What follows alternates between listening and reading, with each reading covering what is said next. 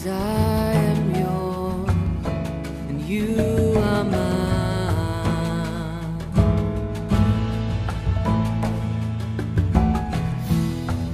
'Cause I am yours and you are mine. You are mine.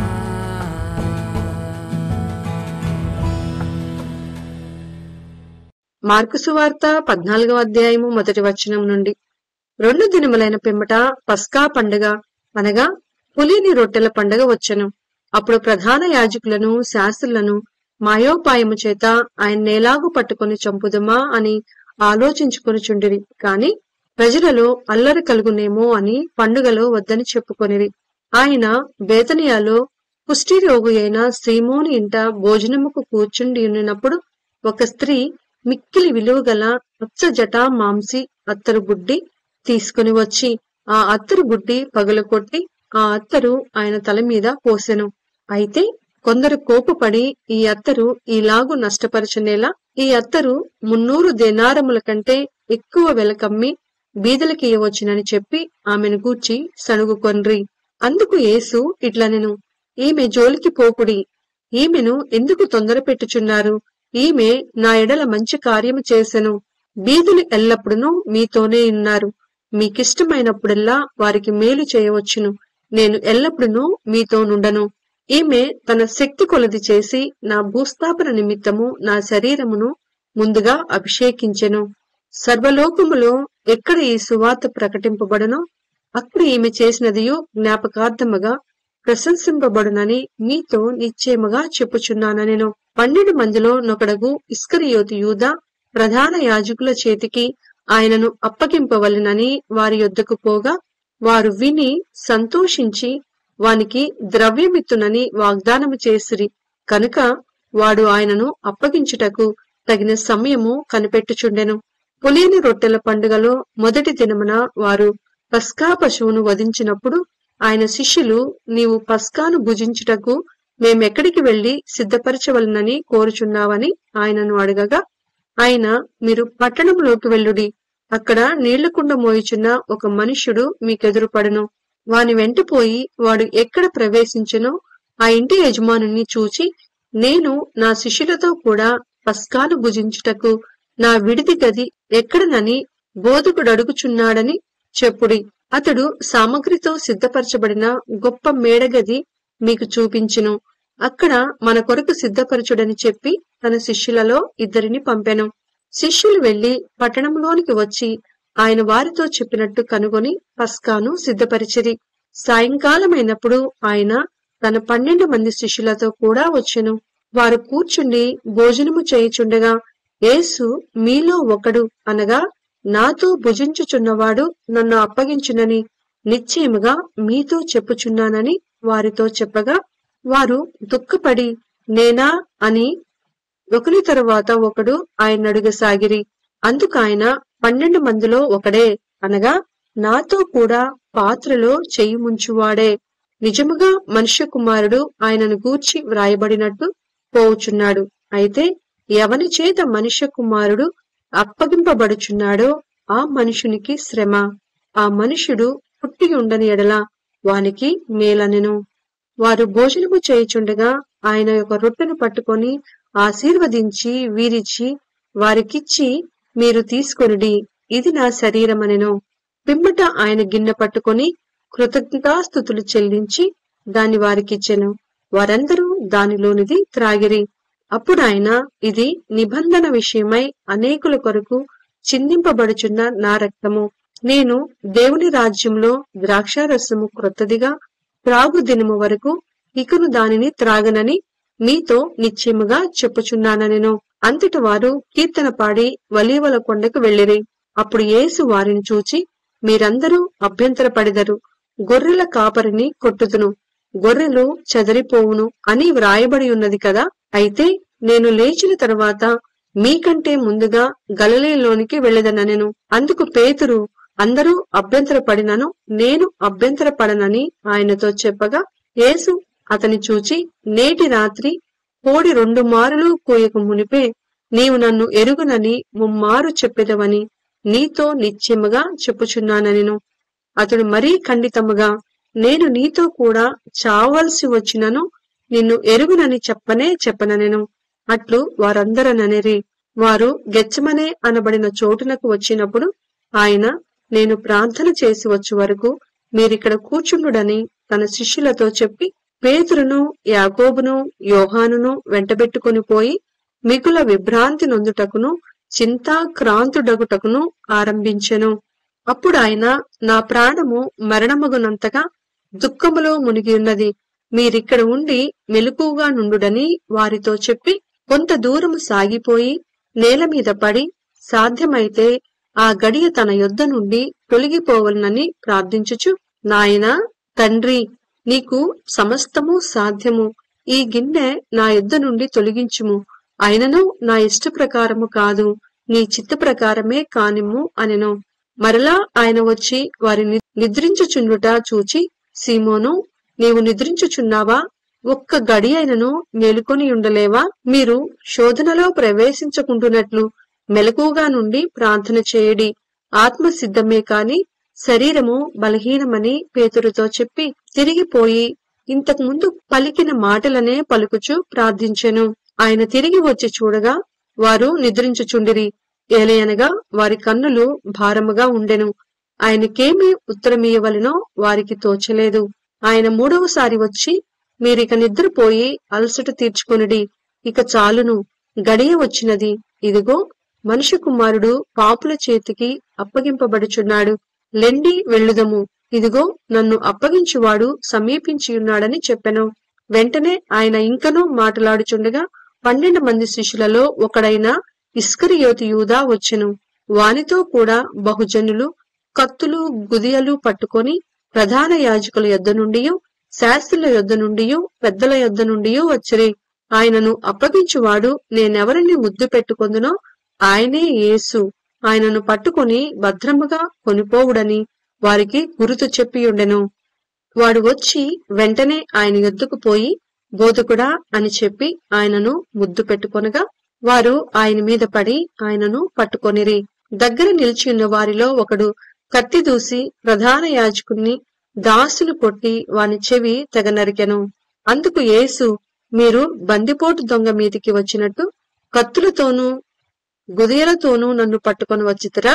నేను ప్రతిదినము దేవాలయంలో మీ యొద్ద ఉండి బోధించుచుండగా మీరు నన్ను పట్టుకొనలేదు. అయితే లేఖనములు నెరవేరునట్లు ఈలాగు జరుగుచున్నదని చెప్పెను. అప్పుడు వారందరూ ఆయనను విడిచి పారిపోయిరి. తన దిగంబర శరీరం మీద నారబట్ట వేసుకుని ఉన్న ఒక పడుచువాడు ఆయన వెంట వెళ్ళుచుండగా వారతనిని పట్టుకొనిరి. అతడు నారబట్ట విడిచి దిగంబరుడై పారిపోయెను. వారు యేసును ప్రధాన యాజకుని యొద్దకు తీసుకుని పోయిరి. ప్రధాన యాజకులు, పెద్దలు, శాస్త్రులు అందరూ అతనితో కూడా వచ్చిరి. పేతురు ప్రధాన యాజకుని ఇంటి ముంగిటి వరకు దూరము నుండి ఆయన వెంట పోయి బంట్రోతులతో కూడా కూర్చుండి మంట యొద్ద చలి కాచుకొనుచుండెను. ప్రధాన యాజకులను మహాసభ వారందరూ యేసును చంపింపవలనని ఆయన మీద సాక్ష్యము వెదికిరి కాని ఏమీయూ వారికి దొరకలేదు. అనేకులు ఆయన మీద అబద్ధ సాక్ష్యము పలికినను వారి సాక్ష్యములు ఒకదానికి ఒకటి సరిపడలేదు. అప్పుడు కొందరు లేచి, చేతి పని అయిన ఈ దేవాలయమును పడగొట్టి 3 దినములలో చేత పని కాని మరి ఒక దేవాలయమును నేను కట్టుదునని వీడు చెప్పుచుండగా వింటిమనిరి. ఆయన మీద అబద్ధ సాక్ష్యము చెప్పిరి. కాని అలాగైనను వీరి సాక్ష్యమును సరిపడలేదు. ప్రధాన యాజకుడు వారి మధ్యను లేచి నిలిచి, ఉత్తరమేమియూ చెప్పవా? వీరు నీ మీద పలుకుచున్న సాక్ష్యమేమని యేసునడిగెను. అయితే ఆయన ఉత్తరమేమియూ చెప్పక ఊరకుండెను. తిరిగి ప్రధాన యాజకుడు, పరమాత్మని కుమారుడవైన క్రీస్తువు నీవేనా అని ఆయనను అడుగగా యేసు, అవును నేనే. మీరు మనుష్య కుమారుడు సర్వశక్తిమంతుని కుడి పార్శ్వమున కూర్చునుటయు ఆకాశ మేఘారూఢుడై వచ్చుటయు చూచెదరని చెప్పెను. ప్రధాన యాజకుడు తన వస్త్రములు చింపుకొని, మనకు ఇక సాక్షులతో పని ఏమి? ఈ దేవదూషణ మీరు విన్నారు కారా? మీకేమి తోచుచున్నదని అడగగా వారందరూ మరణమునకు పాత్రుడని ఆయన మీద నేరస్థాపన చేసిరి. కొందరు ఆయన మీద ఉమ్మివేసి ఆయన ముఖమునకు ముసుగు వేసి ఆయనను గుద్దుచూ ప్రవచింపుమని ఆయనతో చెప్పసాగిరి. పంట్రౌతులను ఆయనను అరచేతులతో కొట్టి పట్టుకొనిరి. పేతురు ముంగిటి క్రింది భాగంలో ఉండగా ప్రధాన యాజకుని పనికత్తులలో ఒకటి వచ్చి పేతురు చలికాచుకొనుచుండుట చూచెను. అతని నిదానించి చూచి, నీవును నజరేయుడగు ఆ యేసుతో కూడా ఉండినవాడువు కావా అనెను. అందుకతడు, ఆయన ఎవడో నేనెరుగను, నీవు చెప్పినది నాకు బోధపడలేదని చెప్పి నడవలోనికి వెళ్ళెను. అంతటా కోడి కూసెను. ఆ పనికత్తె అతనిని చూచి, వీడు వారిలో ఒకడని దగ్గర నిల్చున్న వారితో మరలా చెప్పసాగెను. అతడు మరలా నేను కాననెను. కొంతసేపైన తర్వాత దగ్గర నిలిచియున్నవారు మరలా పేతురును చూచి, నిజంగా నీవు వారిలో ఒకడవు, నీవు గలిలయుడవు కదా అనిరి. అందుకతడు, మీరు చెప్పుచున్న మనిషిని నేనెరుగునని చెప్పి శపించుకొనుటకు ఒట్టు పెట్టుకొనుటకును మొదలుపెట్టెను. వెంటనే రెండవ మారు కోడి కూసెను. కనుక కోడి 2 మారులు కూయక మునుపు, నీవు నన్ను ఎరుగనని ముమ్మారు చెప్పెదవని యేసు తనతో చెప్పిన మాట పేతురు జ్ఞాపకంనకు తెచ్చుకొని తలపోయిచూ ఏడ్చెను. మార్కు సువార్త 15వ అధ్యాయము 1వ వచనం నుండి. ఉదయము కాగానే ప్రధాన యాజకులను, పెద్దలను, శాస్త్రులను, మహాసభ వారందరూ కలిసి ఆలోచన చేసి యేసును బంధించి తీసుకుని పోయి పిలాతునకు అప్పగించిరి. పిలాతు, యూదుల రాజువు నీవేనా అని ఆయనను అడుగగా, ఆయన నీవన్నట్టే అని అతనితో చెప్పెను. ప్రధాన యాజకులు ఆయన మీద అనేకమైన నేరములు మోపగా పిలాతు ఆయనను చూచి, మరలా నీవు ఉత్తరమేమియూ చెప్పవా? నీ మీద వీరు ఎన్నెన్ని నేరములు మోపుచున్నారో చూడుమనెను. అయినను యేసు మరి ఏ ఉత్తరమూ చెప్పలేదు కనుక పిలాతు ఆశ్చర్యపడెను. ఆ పండుగలో వారు కోరుకొనిన ఒక ఖైదీని పిలాతు విడిపించువాడు. అధికారులను ఎదిరించి కలహములో నరహత్య చేసిన వారితో కూడా బంధించబడి ఉండిన బరబ్బా అను ఒకడుండెను. జనులు గుంపుగా కూడి వచ్చి అతడు అది వరకు తమకు చేయిచూ వచ్చిన ప్రకారము చేయవలనని అడగగా, ప్రధాన యాజకులు అసూయ చేత యేసును అప్పగించిరని పిలాతు తెలుసుకొని, నేను యూదుల రాజును మీకు విడుదల చేయగోరుచున్నారా అని అడిగెను. అతడు బరబ్బను తమకు విడుదల చేయవలనని జనులు అడుగుకొనున్నట్లు ప్రధాన యాజకులు వారిని ప్రేరేపించిరి. అందుకు పిలాతు, అలాగైతే యూదుల రాజని మీరు చెప్పువాన్ని నేనేమి చేయుదునని మరలా వారిని అడిగెను. వారు వానిని సిలువ వేయమని మరలా కేకలు వేసిరి. అందుకు పిలాతు, ఎందుకు అతడే చెడు కార్యము చేసినని వారిని అడగగా, వారు వానిని సిలువ వేయమని మరి ఎక్కువగా కేకలు వేసిరి. పిలాతు జనసమూహమును సంతోషపెట్టుటకు మనసు గలవాడై వారికి బరబ్బను విడుదల చేసి యేసును కొరడాలతో కొట్టించి సిలువ వేయనప్పగించెను. అంతట సైనికులు ఆయనను ప్రేతోర్యమును అధికార మందిరము లోపలికి తీసుకుని పోయి సైనికులందరినీ సమకూర్చుకొనిన తర్వాత ఆయనకు ఊదారంగు వస్త్రము తొడిగించి ముండ్ల కిరీటమును ఆయన తల మీద పెట్టి, యూదుల రాజా నీకు శుభమని చెప్పి ఆయనకు వందనము చేయసాగిరి. మరియు రెల్లుతో ఆయన తల మీద కొట్టి ఆయన మీద ఉమ్మివేసి మోకాళ్ళున్ని ఆయనకు నమస్కారము చేసిరి. వారు ఆయనను అపహసించిన తరువాత ఆయన మీదనున్న ఊదారంగు వస్త్రము తీసివేసి ఆయన బట్టలు ఆయనకు తొడిగించి ఆయనను సిలువ వేటకు తీసుకొని పోయిరి. కురేనీయుడైన సీమోనను ఒకడు పల్లెటూరు నుండి వచ్చి ఆ మార్గమున పోవుచుండగా ఆయన సిలువను మోయుటకు అతనిని బలవంతము చేసిరి. అతడు అలెక్సంద్రునకును రూపునకును తండ్రి. వారు గొల్గతా అనబడిన చోటునకు ఆయనను తీసుకుని వచ్చిరి. గొల్గతా అనగా కపాల స్థలమని అర్థము. అంతటా బోళము కలిపిన ద్రాక్షారసము ఆయనకిచ్చిరి, కాని ఆయన దాన్ని పుచ్చుకొనలేదు. వారు ఆయనను సిలువ వేసి ఆయన వస్త్రముల భాగము ఎవనికి రావలెనో చీట్లు వేసి వాటిని పంచుకొనిరి. ఆయనను సిలువ వేసినప్పుడు పగలు 9 గంటలాయెను. మరియు యూదుల రాజైన యేసు అని ఆయన మీద మోపబడిన నేరమును వ్రాసి పైగా ఉంచిరి. మరియు కుడివైపున ఒకనిని ఎడంవైపున ఒకనిని 2 బందిపోటు దొంగలను ఆయనతో కూడా సిలువ వేసిరి. అప్పుడు ఆ మార్గంలో వెళ్ళుచున్న వారు తమ తలచుచు, ఆహా, దేవాలయమును పడగొట్టి 3 దినములలో కట్టువాడా, సిలువ మీద నుండి దిగి నిన్ను నీవే రక్షించుకొనుమని చెప్పి ఆయనను దూషించిరి. ఇట్లు శాస్త్రులను ప్రధాన యాజకులను అపహాస్యము చేయుచు వీడితరులను రక్షించెను, తన్ను తాను రక్షించుకొనలేడు. ఇజ్రాయేలు రాజుగు క్రీస్తు ఇప్పుడు శిలువ మీద నుండి దిగి రావచ్చును. అప్పుడు మనము చూచి నమ్ముదమని ఒకరితో ఒకరు చెప్పుకొనిరి. ఆయనతో కూడా సిలువ వేయబడిన వారును ఆయనను నిందించిరి. మధ్యాహ్నము మొదలుకొని 3 గంటల వరకు ఆ దేశమంతటను చీకటి కమ్మెను. 3 గంటలకు యేసు ఎలోయి ఎలోయి లామా సబక్తాని బిగ్గరగా కేక వేసెను. ఆ మాటలకు నా దేవా నా దేవా నన్ను ఎందుకు చేయి విడిచితు అని అర్థము. దగ్గర నిలిచిన వారిలో కొందరు ఆ మాటలు విని అదిగో ఏలియాను పిలుచుచున్నాడనిరి. ఒకడు పరిగెత్తుకుపోయి ఒక స్పంజి చిరకలో ముంచి రెల్లున తగిలించి ఆయనకు త్రాగనిచ్చి కాలుడి ఏలియా వీని దింపవచ్చునేమో చూతుమనెను. అంతట యేసు గొప్ప కేక వేసి ప్రాణము విడిచెను. అప్పుడు దేవాలయపు తెరపై నుండి క్రింది వరకు రెండుగా చినిగెను. ఆయనకెదురుగా నిలిచియున్న శతాధిపతి ఆయన ఈలాగు ప్రాణము విడుచుట చూచి నిజముగా ఈ మనుష్యుడు దేవుని కుమారుడే అని చెప్పెను. కొందరు స్త్రీలు దూరం నుండి చూచుచుండిరి. వారిలో మగ్దలేని మరియయు, చిన్న యాకోబు, ఏసేపు అని వారి తల్లి అయిన మరియయు, సలోమియు ఉండిరి. ఆయన గలీలలో ఉన్నప్పుడు వీరాయనను వెంబడించి ఆయనకు పరిచారము చేసిన వారు. వీరు కాక ఆయనతో యెరూషలేమునకు వచ్చిన ఇతర స్త్రీలనేకులను వారిలో ఉండిరి. ఆ దినము సిద్ధపరచు దినము అనగా విశ్రాంతి దినమునకు పూర్వదినము కనుక సాయంకాలమైనప్పుడు అరిమతయ్య యేసుకు తెగించి పిలాతు నొద్దకు వెళ్లి యేసు దేహము తనకిమ్మని అడిగెను. అతడు ఘనత వహించిన యొక్క సభ్యుడై దేవుని రాజ్యం కొరకు ఎదురు చూచువాడు. పిలాతు ఆయన ఇంతలోనే చనిపోయేనా అని ఆశ్చర్యపడి ఒక శతాధిపతిని తన యొద్దకు పిలిపించి ఆయన ఇంతలోనే చనిపోయేనా అని అతన్ని అడిగెను. శతాధిపతి వలన సంగతి తెలుసుకొని యేసోపునకు ఆ శవం నప్పగించెను.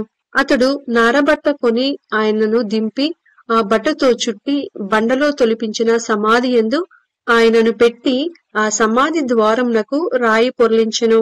మగ్దలేని మరియయు, యేసు తల్లి అయిన మరియయు ఆయన ఉంచబడిన చోటు చూసిరి. మార్కు సువార్త 16వ అధ్యాయము 1వ వచనము నుండి. విశ్రాంతి దినము గడిచిపోగానే మగ్దలేని మరియయు, యాకోబు తల్లి అయిన మరియయు, సలోమేయు వచ్చి ఆయనకు పూయవలనని సుగంధ ద్రవ్యములు కొనిరి. వారు ఆదివారమున పెందల కడ లేచి బయలుదేరి సూర్యోదయమైనప్పుడు సమాధి యొద్దకు వచ్చుచుండగా సమాధి ద్వారము నుండి మన కొరకు ఆ రాయి ఎవడు పొర్లించునని ఒకరితో ఒకరు చెప్పుకొనుచుండిరి. వారు వచ్చి కన్నులెత్తి చూడగా రాయి పొర్లింపబడి ఉండుట చూచిరి. ఆ రాయి ఎంతో పెద్దది. అప్పుడు వారు సమాధిలో ప్రవేశించి తెల్లని నిలువుటంగి ధరించుకొనియున్న ఒక పడుచువాడు కుడివైపున కూర్చుండుట చూచి మిగుల కలవరపడిరి. అందుకతడు కలవరపడుకుడి, సిలువ వేయబడిన నజరేయుడగు యేసును మీరు వెదుకుచున్నారు. ఆయన లేచియున్నాడు, ఇక్కడ లేడు. వారు ఆయనను ఉంచిన స్థలము చూడుడి. మీరు వెళ్లి ఆయన మీకంటే ముందుగా గలిలయలోనికి వెళ్ళుచున్నాడనియు ఆయన మీతో చెప్పినట్టు అక్కడ మీరు ఆయనను చూతురనియు ఆయన శిష్యులతోనూ పేతురుతోనూ చెప్పుడనెను. వారు బయటికి వచ్చి విస్మయము నొంది వణుకుచు సమాధి యొద్ద నుండి పారిపోయిరి. వారు భయపడినందున ఎవనితోనూ ఏమీయూ చెప్పలేదు. ఆదివారము తెల్లవారినప్పుడు యేసు లేచి తాను 7 దయ్యములను వెళ్లగొట్టిన మగ్దలేని మరియకు మొదట కనపడెను. ఆయనతో ఉండిన వారు దుఃఖపడి ఏడ్చుచుండగా ఆమె వెళ్లి ఆ సంగతి వారికి తెలియచేసెను. కాని ఆయన బ్రతికి ఉన్నాడనియు ఆమెకు కనపడననియు వారు విని నమ్మకపోయిరి. ఆ తరువాత వారిలో 2 ఒక పల్లెటూరికి నడిచిపోవచుండగా ఆయన మారు రూపం కలవాడై వారికి ప్రత్యక్షమాయెను. వారు వెళ్లి తక్కిన వారికి ఆ సంగతి తెలియచేసిరి. కాని వారు వీరి మాటనైనను నమ్మకపోయిరి. పిమ్మట 11 మంది శిష్యులు భోజనమునకు కూర్చున్నప్పుడు ఆయన వారికి ప్రత్యక్షమై తాను లేచిన తర్వాత తను చూచిన వారి మాట నమ్మనందున వారి అపనమ్మిక నిమిత్తమును హృదయ కాఠిన్యము నిమిత్తమును వారిని గద్దించెను. మరియు మీరు సర్వలోకమునకు వెళ్లి సర్వ సృష్టికి సువార్తను ప్రకటించుడి. నమ్మి బాప్తిస్మము పొందినవాడు రక్షింపబడును, నమ్మని వానికి శిక్ష విధింపబడును. నమ్మిన వారి వలన ఈ సూచక క్రియలు కనపడును. ఏవనగా నా నామమున దయ్యములను వెళ్లగొట్టుదురు, క్రొత్త భాషలు మాటలాడుదురు, పాములను ఎత్తిపట్టుకొందురు, మరణకరమైన దేదియు త్రాగినను అది వారికి హాని చేయదు. రోగుల మీద చేతులుంచినప్పుడు వారు స్వస్థత నొందుదురని వారితో చెప్పెను. ఇలాగూ ప్రభువైన యేసు వారితో మాటలాడిన తరువాత పరలోకమునకు చేర్చుకొనబడి దేవుని కుడిపార్శ్వమున ఆసీనుడయ్యను. వారు బయలుదేరి వాక్యమంతటా ప్రకటించిరి. ప్రభువు వారికి సహకారుడై ఉండి వెనువెంట జరుగుచూ వచ్చిన సూచక క్రియల వలన వాక్యమును స్థిరపరచుచుండెను. ఆమేన్.